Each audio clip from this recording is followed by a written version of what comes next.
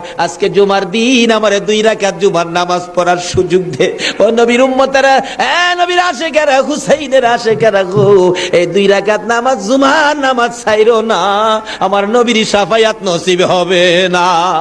রক্তে লাল হইয়া যদি হুসাইন 2 রাকাত জুমার নামাজ পড়তে পারে গো, আজকাল থেকে কথা দিতে হবে জীবনে কোনোদিন জুমার নামাজ ছাড়তে পারবা না।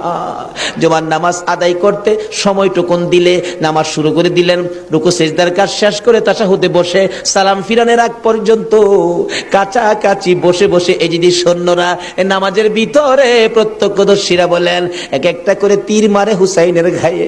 ডান দিক দিয়ে যদি তীরটা মারতো, বাম দিক দিয়ে বেরিয়ে যাইতো, সামনে দিয়া মারলে পিছন দিয়া বেরিয়ে যায়, এই কিসিমের তীর গো নামাজের ভিতরে 72টা তীর লাগাইছে। হুসাইন সালামটা ফিরাইয়া নানা গো কইয়া কালতে কালতে জমিনে গড়াগড়ি শুরু করে দিলে। নিষ্ঠুর পাষাণ এই যদি শূন্যের সীমার গলা কাইটা মাথা আলাদা করে নিয়ে গেছে। হুসাইন শহীদ হয়ে যায়।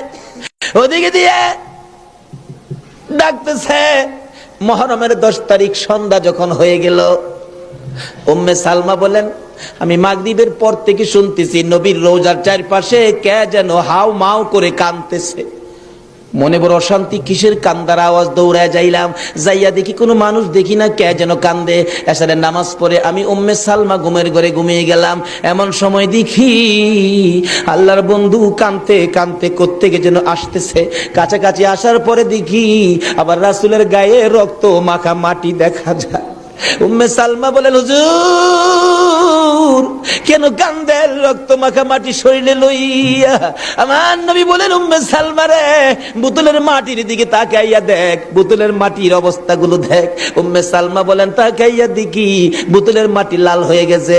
আবার রাসূল বলেন উম্মে সালমা রে, আমার হুসাইন কারবালায় নাই রে, কারবালায় না।